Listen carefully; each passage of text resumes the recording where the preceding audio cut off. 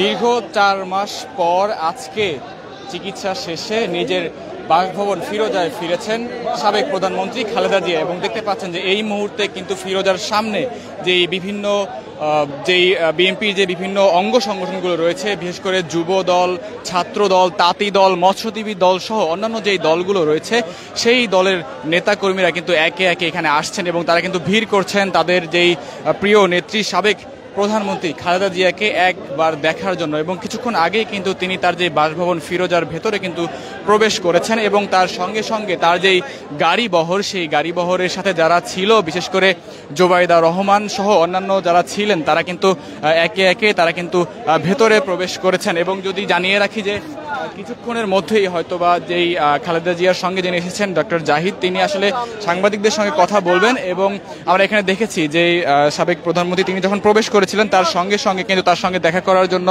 কিন্তু আমরা দেখেছিলাম যে মির্জা ফখরুল ইসলাম আলমগীর ছিলেন, মাহাদি আমিন ছিলেন এবং অন্যান্য যে বিএনপির যেই স্বেচ্ছাসেবক দলের সভাপতি সেক্রেটারি, ছাত্র দলের সভাপতি সেক্রেটারি সহ অন্যান্য যেই অঙ্গ সংগঠনগুলো রয়েছে, যুব দলের সভাপতি সেক্রেটারি সহ অন্যান্য যে সংগঠনগুলো রয়েছে, তাদের নেতাকর্মীদেরকে কিন্তু আমরা দেখেছিলাম। এবং পাশাপাশি এই মুহূর্তে দেখতে পাচ্ছেন যে ফিরোজার সামনে যেই ছাত্রদল, যুবদল ও অন্যান্য যেই অঙ্গ সংগঠনগুলো রয়েছে, তাদের নেতাকর্মীরা তারা কিন্তু একে একে কিন্তু ফিরোজার সামনে ভিড় করছেন এবং তারা কিন্তু নানা স্লোগান দিচ্ছেন এবং তাদের প্রিয় নেত্রীকে একবার দেখার জন্য তারা কিন্তু এখানে বেশ বড় একটি গণজমায়েত আমরা দেখতে পাচ্ছি। এবং যদি একটু জানিয়ে রাখি, আজকে কিন্তু ঠিক 10টা নাগাদ কিন্তু সাবেক প্রধানমন্ত্রী খালেদা জিয়া তিনি কিন্তু হযরত শাহজালাল আন্তর্জাতিক বিমানবন্দরে তিনি কিন্তু অবতরণ করেন এবং এরপরে কিন্তু তাকে অভ্যর্থনা জানানো হয় বিএনপির কেন্দ্রীয় নির্বাহী পরিষদের পক্ষ থেকে। এবং আমরা দেখেছিলাম যে মহাসচিব মির্জা ফখরুল ইসলাম আলমগীর এবং অন্যান্য যারা কেন্দ্রীয় নেতৃবৃন্দ ছিলেন, স্থায়ী কমিটির সদস্যরা ছিলেন, তারা কিন্তু সবাই কিন্তু হযরত শাহজালাল আন্তর্জাতিক বিমানবন্দরে গিয়েছিলেন এবং তারা কিন্তু তাদের যে প্রিয় নেত্রী তাকে কিন্তু তারা রিসিভ করে নিয়ে এসেছেন। এবং এখন যদি আমি ফিরোজার সামনের কথা বলি, এখানে কিন্তু আইন শৃঙ্খলা রক্ষাকারী বাহিনীর বেশ বড় একটি টিম রয়েছে, বিশেষ করে বাংলাদেশ সেনাবাহিনী, র্যাব, পুলিশের সদস্যরা তারা কিন্তু রয়েছেন। এবং দেখতে পাচ্ছেন যে এই মুহূর্তে নেতাকর্মীদের যে হট্টগোল শুধুমাত্র তাদের প্রিয় নেত্রীকে একবার দেখার জন্য। এবং ফিরোজার সামনে কিন্তু ঘিরে রেখেছেন নেতাকর্মীরা এবং একে একে যে কেন্দ্রীয় নেতাকর্মী যারা রয়েছেন তারা কিন্তু আসছেন এবং তারা কিন্তু তাদের পক্ষ থেকে নানা স্লোগান দিচ্ছেন এবং তাদের যেই নেত্রীকে নিয়ে তারা স্লোগান দিচ্ছেন। এবং তারা যে গত 17 বছর তারা যে নির্যাতিত হয়েছেন, নিপীড়িত হয়েছেন এবং সাবেক যে প্রধানমন্ত্রী শেখ হাসিনা তাদেরকে আসলে যেভাবে নির্যাতন করেছে এবং নির্যাতনের কথা কিন্তু বলছিলেন। এবং যদি একটু জানিয়ে রাখি যে কয়েক বছর আগেই কিন্তু ঠিক এই জায়গাটিতেই কিন্তু আমরা দেখেছিলাম যে বালুর ট্রাক দিয়ে কিন্তু সাবেক প্রধানমন্ত্রী খালেদা জিয়াকে কিন্তু অবরুদ্ধ করে রাখা হয়েছিল। এবং সেই জায়গাটিতেই কিন্তু আজকে যে মানুষের যে গণজোয়ার, সেই গণজোয়ার কিন্তু আমরা দেখতে পাচ্ছি। এবং দেখতে পাচ্ছেন যে হাজার হাজার নেতাকর্মী তারা শুধুমাত্র তাদের প্রিয় নেত্রীকে একবার দেখার জন্য, একবার চোখের দেখার জন্য কিন্তু এসেছেন। এবং তারা বলছেন যে আসলে বেগম নেত্রী খালেদা জিয়া দেশে না থাকার কারণে যে রাজনীতির যেই সংকট তৈরি হয়েছিল, সেই সংকট এখন হয়তো বা থাকবে না, সেই সংকট কিন্তু কেটে যাবে। এবং একে একে আসলে যেহেতু সাবেক প্রধানমন্ত্রী খালেদা জিয়ার সঙ্গে আমরা দেখেছি যে জোবাইদা রহমান এসেছেন এবং আরাফাত রহমান কোকর সহধর্মিণী তিনিও এসেছেন। এবং যদি একটু জানিয়ে রাখি যে জোবাইদা রহমান হয়তো বা রাজনীতিতে আসবেন কিনা এবং যদি রাজনীতিতে আসে তাহলে আসলে বিএনপি কতটা লাভবান হবে সেই কথাও কিন্তু বলছেন অনেকেই। এবং তার মতো তিনি যেহেতু ডাক্তার এবং তিনি কিন্তু বিসিএস স্বাস্থ্য ক্যাডারে ছিলেন এবং সেই জায়গা থেকে সাবেক যেই ফ্যাসিস্ট প্রধানমন্ত্রী শেখ হাসিনা তিনি কিন্তু জোবাইদা রহমান শুধুমাত্র জিয়া পরিবারের সদস্য হওয়ার কারণে তাকে কিন্তু তার চাকরি থেকে অব্যাহতি দেওয়া হয়। এবং সেই জায়গা থেকে আসলে জোবাইদা রহমান এখন কি রাজনীতিতে আসবেন কিনা সেই গুঞ্জনও কিন্তু শোনা যাচ্ছে। এবং যদি একটু জানিয়ে রাখি যে বেগম নেত্রী খালেদা জিয়া তিনি কিন্তু আসলে কিছুক্ষণ আগেই তার নিজ বাসভবনে প্রবেশ করেছেন এবং তাকে একবার দেখার জন্য তার যেই যারা নেতাকর্মী রয়েছেন বিএনপি এবং অঙ্গ সংগঠনগুলোর যে নেতাকর্মী রয়েছেন তারা কিন্তু একে একে ভিড় করছেন এবং তারা কিন্তু তাদের জায়গা থেকে তাদের কথা বলছেন। এবং যদি একটু জানিয়ে রাখি যে এই সাবেক প্রধানমন্ত্রী খালেদা জিয়ার আশাকে কেন্দ্র করে কিন্তু আমরা যেমনটি দেখেছিলাম যে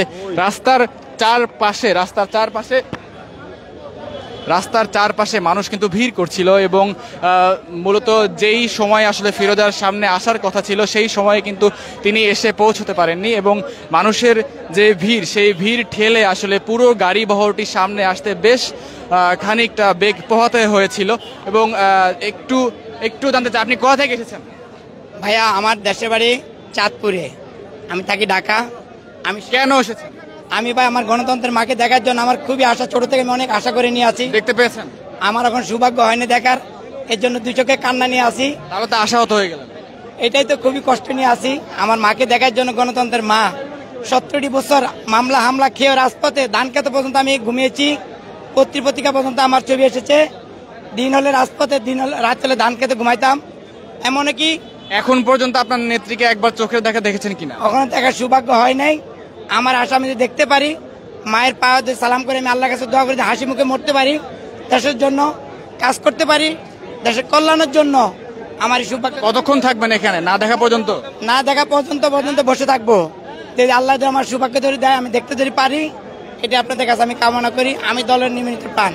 দর্শক, একজনের সঙ্গে আমরা কথা বলছিলাম, তিনি যেমনটি জানাচ্ছিলেন যে তিনি আসলে মূলত সেই চাঁদপুর থেকে এসেছেন শুধুমাত্র তাদের যে প্রিয় নেত্রী খালেদা জিয়াকে এক পলক চোখে দেখার জন্য। যদিও তিনি দেখতে পাননি, সেই আক্ষেপ কিন্তু আমাদের কাছে জানাচ্ছিলেন। এবং দেখতে পাচ্ছেন যে এই মুহূর্তে কিন্তু একেবারে যেই ফিরোজা ভবনের সামনে কিন্তু হাজার হাজার নেতাকর্মী তারা কিন্তু অপেক্ষা করছেন এবং তাদের জায়গা থেকে শুধুমাত্র তাদের নেত্রীকে একবার দেখবেন বলে তারা কিন্তু অপেক্ষা করছেন। এবং যদি জানিয়ে রাখি যে মূলত 10টার পরে যখন হযরত শাহজালাল আন্তর্জাতিক বিমানবন্দরে যখন সাবেক প্রধানমন্ত্রী বেগম খালেদা জিয়া যখন অবতরণ করেন, তারপর থেকেই কিন্তু যেই হাজার হাজার নেতাকর্মী তারা কিন্তু রাস্তার দুপাশে কিন্তু অপেক্ষা করছিলেন। এবং আমরা যেমনটি দেখছিলাম যে খালেদা জিয়ার যে গাড়িবহর, সেই গাড়িবহর আসলে শুধুমাত্র তাদের যেই ভক্ত এবং বিএনপি নেতাকর্মীদের ঠেলে আসলে ভেতরে আসতে কিন্তু বেশ খানিকটা বেগ পোহাতে হচ্ছিল। আমরা একটু দেখানোর চেষ্টা করছি একেবারে ফিরোজা ভবনের সামনে থেকে, বেগম নেত্রী খালেদা জিয়ার বাসভবনের সামনে থেকে। এবং দেখতে পাচ্ছেন যে হাজার হাজার নেতাকর্মী তারা কিন্তু অপেক্ষা করছেন। একটু জানতে চাই, কোথা থেকে আসছেন? আমরা এই জায়গায়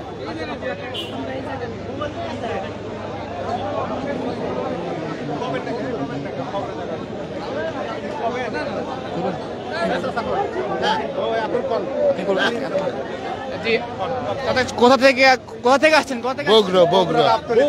বগুড়ার কোথায়? গাবতলী। আপনি তো একদম জায়গা থেকে আসছেন, মানে একেবারে বলতে গেলে জিয়াউর রহমানের বাড়ি সেখানে। কেস খাইছে তাসমুনা বাড়ির মানুষ, দলীয় কেস।